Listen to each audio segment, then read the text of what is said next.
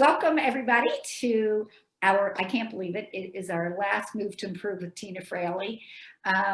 One of the things I really want to remind everybody is that all of Tina's episodes can be seen on our website. So if you haven't had a chance to garner all the wisdom that she has shared with us each week, it's available to you at primetimeforwomen.com under videos. So Tina, thank you so much for being here. You're welcome. I'm excited. Can you say the name again? Primetime, the website? Primetime, the number 4women.com. I'll put it in the chat too. That might Okay. be, yeah. I think I've got it now. Oh, okay, perfect. Yeah, so all of Tina's videos are there, as are lots of other really helpful videos. We've had women are in our Navigating Change series. We've had different physicians speak on different aspects of health, all kinds of different topics. So check it out. But Tina, today, because this is our last get together, you are going to talk to us about how we continue this journey of success, right? Yes. And help us come up with a plan, which I know involves developing a support group. So I'm just going to turn it over to you. And of course, you know me, I'll have questions along the way, but I also wanted to invite Mary, if you have a question, to feel free to jump in too. Excellent. Thank you. Thank you. I'm so excited because this is probably one of my favorite pieces to this is we've gone through and kind of developed an awareness of health and well-being and movement in mind and body and connection. And so when you're ready to start, that's actually the place to be. Is the awareness has to come first. You have to have all of those components of the mental, emotional, connecting with the physical. And then you develop the real plan, the real bread and butter of your movement per se. So hopefully you'll be able to see most of my dry erase board. If not, I can kind of finagle here. But we've talked throughout the 8 weeks about that eat, move, believe philosophy that I've developed, and just remembering to keep it simple on purpose. It's 3-step processes so that you don't have to be fumbling through your phone or reaching through a textbook to try and remember what to do on a daily basis. That eat, move, believe is your foundation daily action step for living a better life. You're remembering and actually planning out at a day at a time. What are the foods that I'm going to put in my body today that are going to fuel me, that are going to serve my body, that are going to serve my mind? Because your mind and your brain are a muscle just like the biceps and the quads and calf muscles that we move on a daily basis through the day. You've got to feed your brain good, solid nutrition, or it's not going to operate well either. So remembering to focus intentionally on what foods you're going to serve yourself, all the way back to what foods are you buying for yourself? What foods are you creating a meal plan around? And then looking at the movement that you're going to purposefully put into your day. What kinds of 10 to 20 minute movements can you consistently give yourself on a daily basis that's going to remind you that feeling good feels good, that even in those moments where you're like, ugh, I don't want to, you can bring yourself to it, make that commitment to just move into it and let yourself go through the emotions, go through some of the entanglements and come out the other side successfully completing what you committed to yourself. And then coming back through that bottom piece of belief, the practicing of the gratitude. What can you be grateful for, or what are you grateful for that day? So depending on when you fill out your eat, move, believe template for the day, if you're doing it in the morning, you're kind of setting the intentions. I'm going to eat more salad today with broccoli and tomatoes. I'm going to take a walk at work when I get breaks. I'm going to be grateful for the clothes on my back, the gas in my car, the neighbor who said hi to me. If you're filling it out at the evening point and it's like the end of your day or an end cap, you're going back through and going, which of the foods did I eat today served me best? Which of the foods maybe didn't work as well as I could have had them work? What movement today worked really well? Or what movement did I struggle with today? And that movement isn't always physical burpees, jumping, squatting. Sometimes that movement is your mental space. Did you declutter some of that negative narrative? Did you move in positive affirmations for yourself? And then what was I grateful for today? What am I so absolutely just full in gratitude that it took place today? And I know that it had well-timed and divine alignment, that kind of thing. Bernadette, did you have a question? You look like you were headed to. I did have a question. So I understand this. I just wanted to ask, how is it helpful to have a buddy to do this with, somebody to, like an accountability partner? Is that helpful, or is it more the internal stuff that you're trying to deal with here?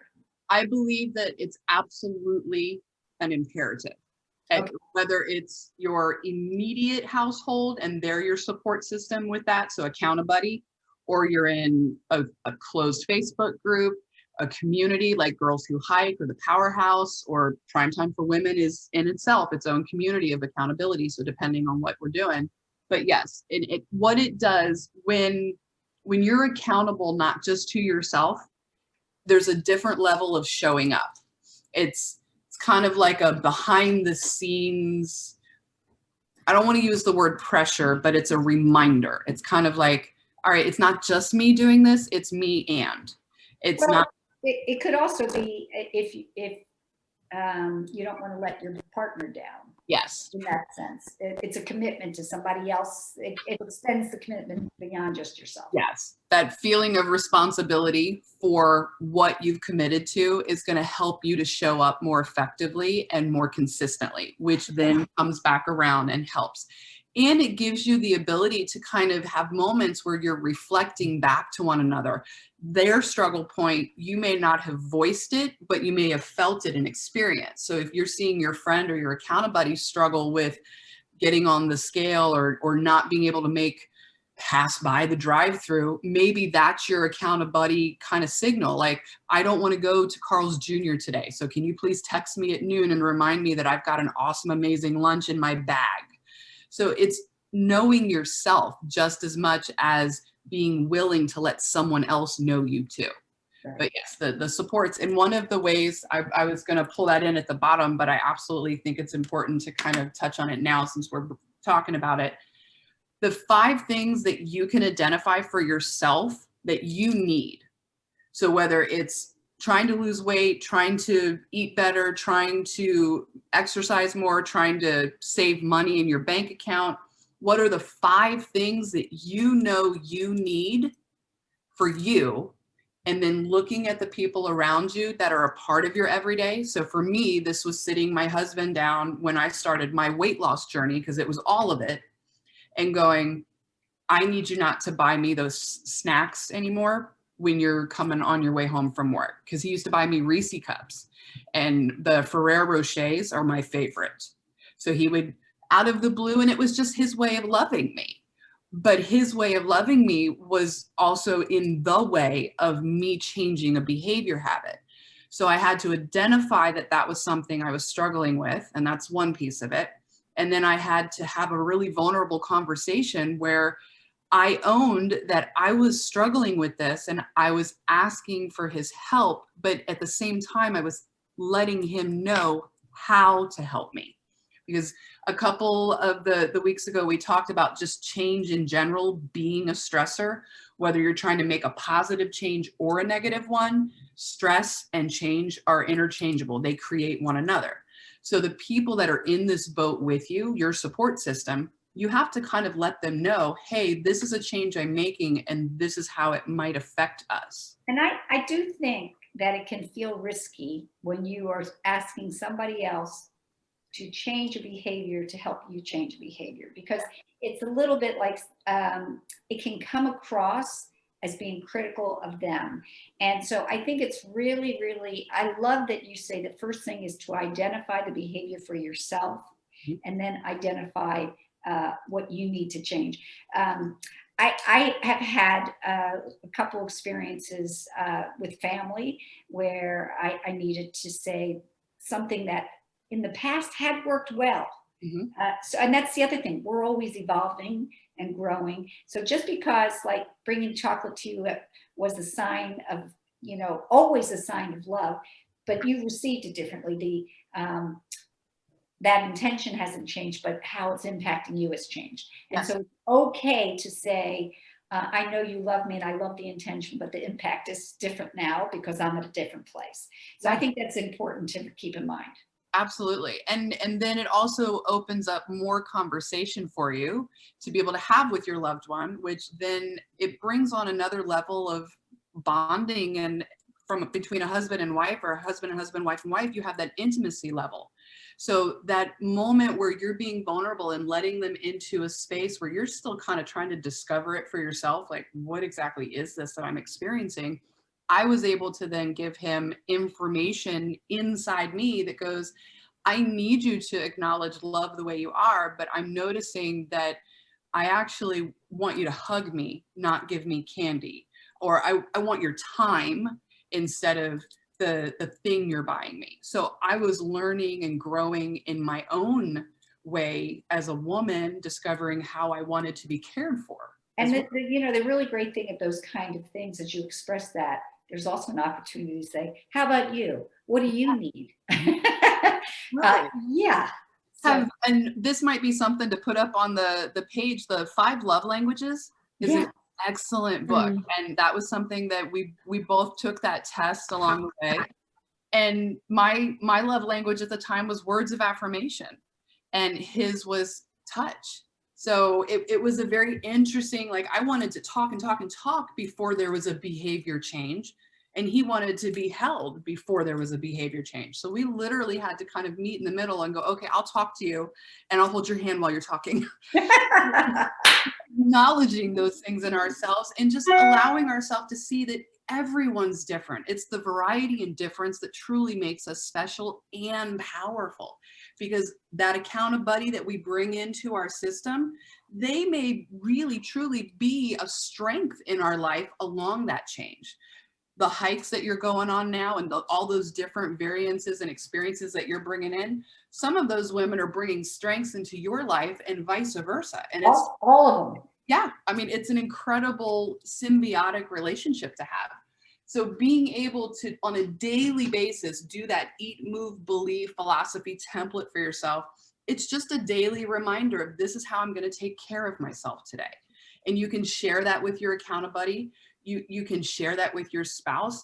You can share that with your kids. This has been, because of how simple I've made sure to make it, it was something that my 10-year-old and my now almost 15-year-old can articulate in their own lives. And they can ask themselves, what am I eating today? Just to kind of share this out there now, I've been doing a family-wide clean eat in my house. Children are children, and they buck the system, and they don't want vegetables when you put them in front of them the 10th, 20th, or 100th time. But giving them options, I'm learning how to better parent from a nutritional standpoint as I'm moving through and seeing what they're willing to kind of come and experiment with. So that eat, move, believe philosophy is actually allowing me to have a different experience with my kids and empower them in ways that I didn't have growing up. So it's constantly that growth mindset, learning and reflecting and learning and growing piece of it. The next aspect of it, so we're doing every day is your eat, move, believe. And then once a week, you're coming back through and you're basically taking a blank sheet of paper or a planner or the journal that you're choosing to kind of keep these organized in, and you're breaking it into 2 sides. And I look at life as a garden, and we have to kind of go through and plant things that we know need to grow. And we also need to come and do pruning and weed out the things that aren't working. So if you take those 2 sides and make 1 weeds and 1 seeds, you're going through your week on a weekly basis. What were the things that took place? What were the conversations, the behaviors, the attempts, the fails, the flops, the successes? Which of them were tasks that I really, really, really didn't like, but I know needed to take place?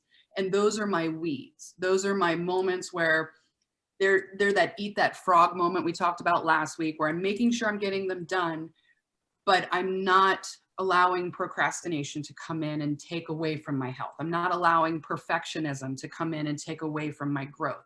I'm not making excuses. I'm building ways toward my well-being. And then that other side of it, those seeds. What were the things that I successfully did in my week? Did I show up to my nutrition well? Did my grocery list actually reflect what I bought? Did my meal planning actually look like what I said it was going to look like? because then you have an immediate reflective tool to come back through and go, oh, I said that I was going to work out with Sadie on Tuesday and I skipped it and I really didn't need to. Or I said that I was going to pack my lunch 4 days out of the week and I actually only did it twice. So you have that immediate resolution and how do I make next week better? How do I improve again? And sometimes next week is to change the goal. I'm only going to do it 3 times this week. Absolutely. You know, I love what you said before. It's better to have small goals and succeed than to set big goals and like disappoint yourself. Absolutely. Absolutely. You're building that foundation of success. And if you set yourself up to fail, then you're only going to come back through that sabotage cycle. And then it starts the negative narrative. And then it pulls you further and further away from who you're actually trying to show up as on a daily basis. So absolutely, yes. We've got the eat, move, believe on your daily. Then you have your once a week, you're looking through and selecting the weeds from the week and selecting the seeds that you're planting and carrying and watering through the next weeks. And then once a month, you're looking again, that journal that you're keeping or a calendar that you have up somewhere posted that you can see on a daily basis. These are immediate resolution options. You're looking at the habits that you've been not so well developing. You're looking at the behaviors that are happening and deciding, did this work for me or did this get in my way? Did doing the food prep make it easier for me to have options in the kitchen that I would have normally gone and just ordered pizza when I got stressed or frustrated or overwhelmed, or the kid for the 20th time was, what's for dinner? Or did I actually set myself up to succeed? And you're listing those things out so you can see them. They're like little verbal written down reminders of I did it, I can do this, I will continue. It's so funny when you talk about food prep. I do make a menu for the week, but I don't do any of the prepping usually. I do it each day. But we have a woman who tunes into Primetime for Women a lot on Sundays when we do our Navigating Change series. And every week when I ask people to introduce herself, she says, hi, I'm Lisa, and I'm going to have my screen off because I'm food prepping, but don't worry, I'm listening. And it is her commitment to herself to prepare for the week. And, you know, I haven't ever said it during that show because it's not appropriate, but I think Tina'd be so proud of her. Awesome. Yeah. It's a really, really amazing way to start our week when you're purposefully going in, whether it's physically preparing the food or making the menu on paper. So you've got all of those pieces for yourself. Right. It's like stickers when we were little and the teacher gave us the sticker for our chore chart and we were like, we did it. Yay. We're still wonderful, amazing, abundant little children, no matter how old we get. And that's the thing I think we really need to remember, no matter what well-being change we're trying to make. If we come at it from that curious kid's perspective, what can I do today? How can I play today? Where do I get to have joy today? All of this stuff gets easier. It doesn't become monotonous and bogged down and just laden with all of the adult conversation. All the shoulds, right? Say again. All of the shoulds. Yes. My father used to say, don't should on yourself. Oh my God, that's so true. And hashtag. yeah, don't should on yourself. And when we had his funeral, we all had to say our favorite Tomism, and that was mine. It's very freeing and it's humorous, but it also has some real wisdom, I think, for all of us. Absolutely. Yeah, Mary, I was going to ask if you had anything you wanted to jump in and share. Oh, I'm just loving all the great ideas. I'm writing down the don't shit on yourself because I never remember that one. Yeah. Yeah. Because it's so easy to like, oh, I should do such and such. Right. And then it's like, well, either do it or stop talking about it. You know, I mean, yeah. You know, when my father used to say about all this stuff. Yeah. My father would say, don't shit on yourself. And my mother would say, shit or get off the pot. Yes, that No. was there. I wasn't sure if we So were a lot of bad words in my house. I don't know. What can I tell you? real words. They're not bad. They're real. Yeah, right. Yeah. It's important for that, Yeah. the starting point and the goal, Right. to be real about it all. Mary, were you going to say something else? I didn't mean to cut you off. I really like the weeds and seeds idea of, you know, the seeds are the successes, because, you know, they're build on what's going to grow for the future, Yeah. kind of thing. And I've been doing a lot of yard work trying. All I have is weeds, you know. At least they're green, so it looks like a lawn. There But you know, it's you know, it's, I can relate to weeds and seeds. Excellent. So Thank you for sharing that. Awesome. yeah. So after you've gone through your week and you've done your weeding and your seeding, you've once a month sat down and you're looking at the whole month of behaviors and habits, what worked, what got in the way, and identifying them. Because remember, just like our grocery list, if we sit down at the kitchen table with the kids and the spouse and we're like, okay, what do we want this week? And we put all of these amazing food options, and then we go to Martin's or Weis or Walmart and don't buy anything that's on the list, we've literally cut ourselves off at the knees. There's no way to succeed if you're not preparing to do it. So those habit trackers are your gold in the rough, your diamond in the rough, your gold in the pot. You know that if the habit didn't work, you know immediately how to change it, because you just look at the opposite of it. If you went all month long and you did not pack your lunch and that was what you said you were going to do, the immediate answer is to pack your lunch.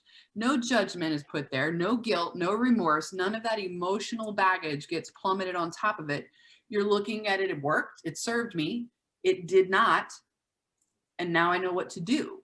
You're always looking for that growth point. And then the ongoing piece of it is, what am I doing in my life that's bringing me joy? It goes right back to what we worked on last week with identifying, what am I being? What am I doing? What does that let me have in my life? And then what am I able to give? The hope, the end point is that joy for yourself and joy for the people that you get the opportunity to be a part of life with. And then remembering, what am I grateful for? That practice of gratitude hits every single piece of what you're tracking. The behaviors are a part of the gratitude. The food is a part of your gratitude. It's all encompassing and completely comprehensively allows you to have a better life on a daily basis with ease and simplicity. And that's probably if nothing is taken away from anything we've talked about over the last 8 weeks, well-being is where you are. It's easy and it's simple as long as you start where you are. If you're constantly reaching out ahead of yourself and waiting for Monday or waiting for that first 5 pound down before you really change things up, or waiting for yourself to be able to do the burpee, you're stopping yourself from living in the present moment.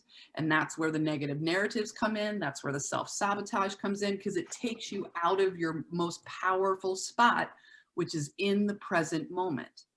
No matter what is going on, no matter the amount of chaos or disarray, and we've all been witness to that with all of the COVID stuff that we have had to endure and come out the other side. This has been probably the most prime example of resiliency and creativity when it comes to coming back to life. Choosing to be well where you are, using tools that give you the opportunity to succeed, to profit, to grow, to become. You have the ability to do it the moment you choose to. It's making that commitment to yourself, following through, and using the tools, which is inclusive of a support system. Who are the people around you that you are choosing to let be a part of your support system? Who are the people that you maybe need to kind of push out of your circle so that you can be more supportive of yourself and the people in your circle? Who are your support people? For me personally? Yeah. My husband, my kids, all 100 billion of them. Just feels like that. Yeah, it does some days. And then I have a couple really close girlfriends that are my reminder and rock in life that I am okay no matter what thoughts I'm having. I am okay no matter how bad the day gets or how amazing the day gets. I am here and it's purposeful, and I can go as vulnerable or as quiet as I need to be for me, and they accept me as I am. And I think that's probably been the biggest gift, is just having those women in my life that I don't have to worry about what I think they think of me, because that's usually where the hitch is what do I think they think. It's knowing that I'm accepted for who I am and being able to accept them in the same exact light and respect. How about you, Mary? Do you have somebody in your life that is your support system? Well, I guess my husband's probably the closest one. I guess I've got a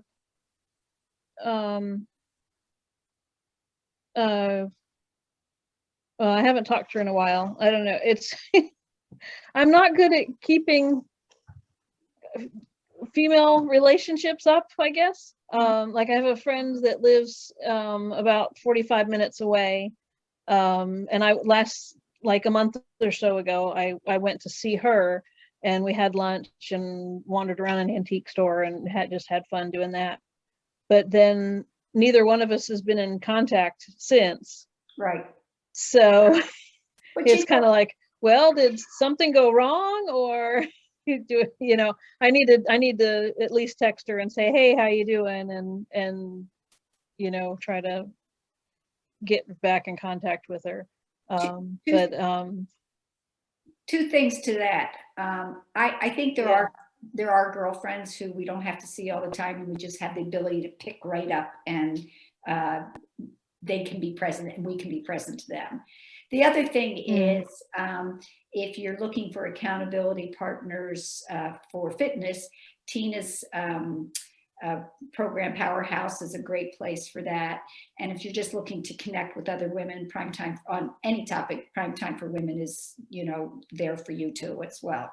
So, I would just, I like to say to women that we are stronger, healthier, and happier together, but that requires that we have to make a little bit of an outreach effort so that we can receive that back too. So anyhow, I just wanted to throw that out there. Yeah, I think for me, my husband too is also my person who I go to, who accepts me unconditionally, even when I get on his nerves. I like to tell him, how can that happen? Because I'm perfect, but he doesn't buy it all the time. But I also have a couple girlfriends that I think play that role for me. And one of them, it's really interesting that you said you haven't talked with your friend. One of my very, I think, most profound confidants, I only talk to her maybe 5 or 6 times a year. But I honestly, when you were saying that, when I pick up the phone and talk to her, and part of it, I think if it wasn't COVID, I might have talked to her more or seen her more, but this is changing everything. But anyhow, I hear you and I agree with you. That's awesome. Yeah. That support piece is what I think we make of it. So even like, as you're pointing out, that there's some people in our circles that we don't have to see them on a day-to-day basis. And I think that's one of the things that, for as much technological advancement as we've had the ability to kind of stay connected in a different way. The notion, or not the notion, the ability to just pick the phone up and hear that comfort on the other line, no matter how long it's been or how far away the distance is, that you're anchored right there in that moment, in that present moment, and supporting one another. Being able to have that is a part of a healthy mindset too. It builds those positive pieces to our mental state, knowing that we have that person to turn to in our lives. So no matter where we're at, that outreach, like you were saying, we have to kind of open up and reach out in order to be open and receptive to receive it. I think it's really super important that we allow ourselves to do that. So even though you haven't seen your friend or talked to your friend, Mary, I would absolutely encourage, like, this is the perfect moment. You're thinking of her right now. So when we get off of today's taping, you can send her a message or pick up the phone and go, hey, I talked about you today and I just want to let you know, da, da, da, da, da. It's just a really cool, we can do it now. And I think it's a freeing realization that you can do whatever you want. You can do it now. It doesn't have to wait. Right. And with COVID, I think that kind of underlined it a lot more, that power of now and the remembrance of, I love who you are. I love who I am in life, and I want to experience joy, and I want you to know that you make a difference in my life. No matter if I see you today, tomorrow, or 6 months from now, you make a difference in my life. Certainly in the beginning of COVID, when I was so afraid to do that, somebody, my loved ones would die, you know, I mean, there was this incredible urgency to say, I love you. Yeah, don't go anywhere and I love you. No, I tried not to tell anybody what to do because my kids all have different levels of comfort around this. But definitely two things, the sense of urgency not to delay saying I love somebody, let it be known. And the other thing I think is an incredible gratitude, and this gets back to your gratitude for what I used to take for granted. I would get together with my siblings, you know, a couple times a year, and it'd be like, oh, I'm not going to go this time. I have other things to do. Like now, I cannot wait until we can gather as a family. And I used to not really value, I valued it, but not like I do now. That urgency marker that got placed on everything, it's been such a healing tool for a lot of our humanity, I believe, because in my opinion, that a lot of the trajectory that had been taking place, everything had gotten so fast and so technological, black and white, cold and hot. We had lost a piece of our humanity.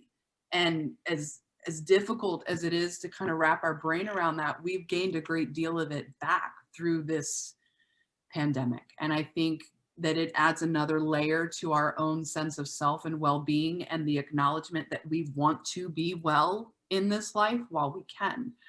That knowing that you have that urgency and you want to say, I love you, as they're walking out the door now, it's just as equally as important to turn that back around and look at it from the mirror perspective. When you look at yourself in the mirror and you see you, don't delay the I love you with yourself either.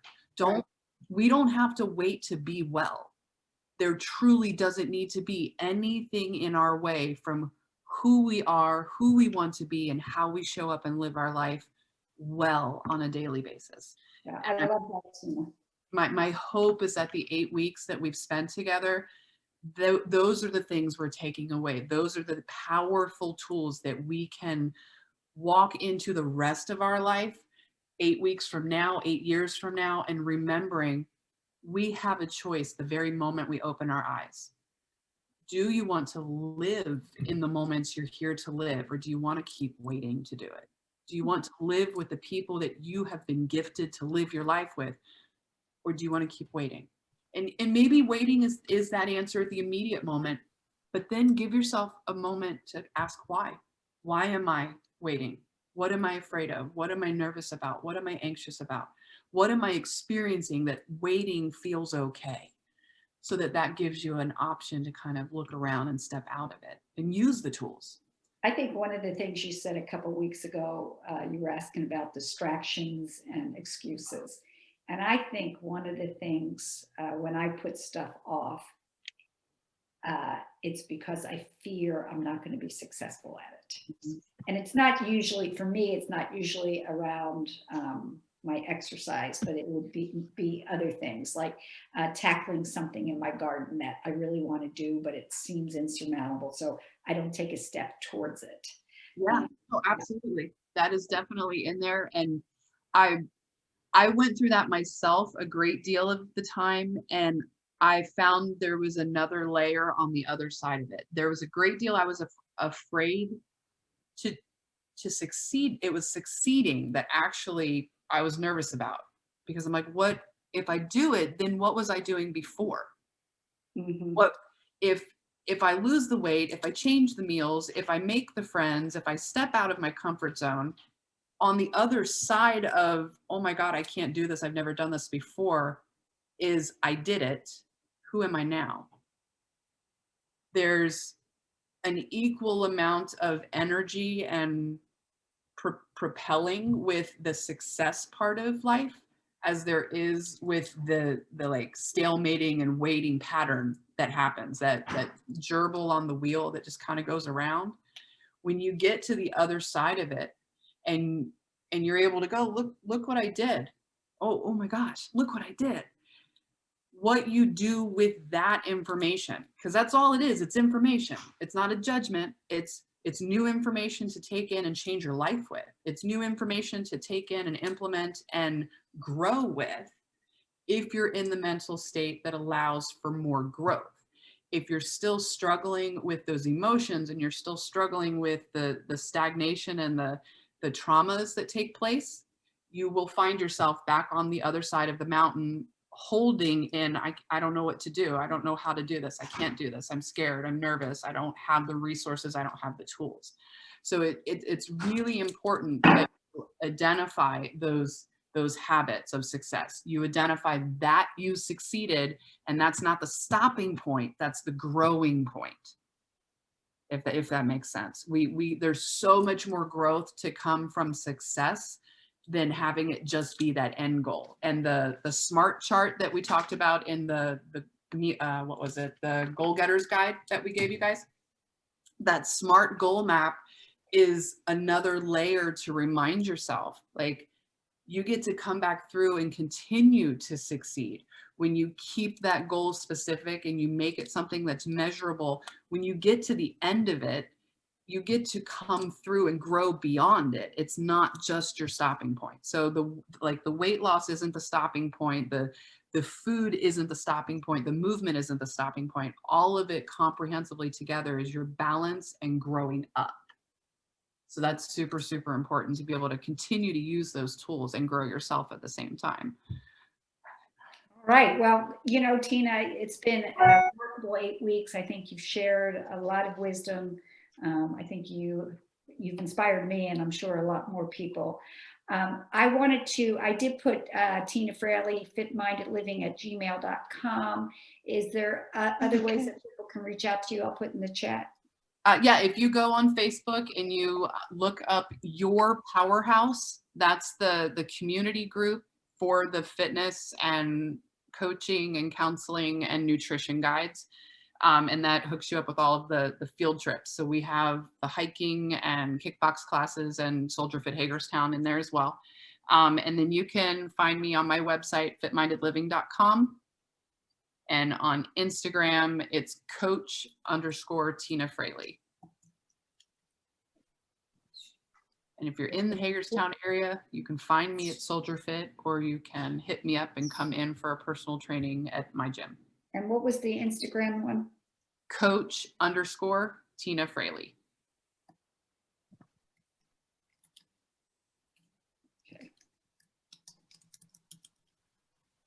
Okay, perfect.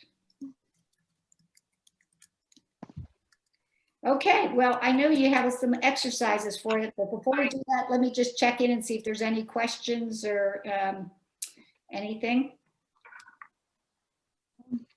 I can't think of anything. Okay, all right, well, I'm looking forward to a little workout here. Yeah. So we are actually going to come and sit down on the floor for this part. Nice, slow, Okay. easy.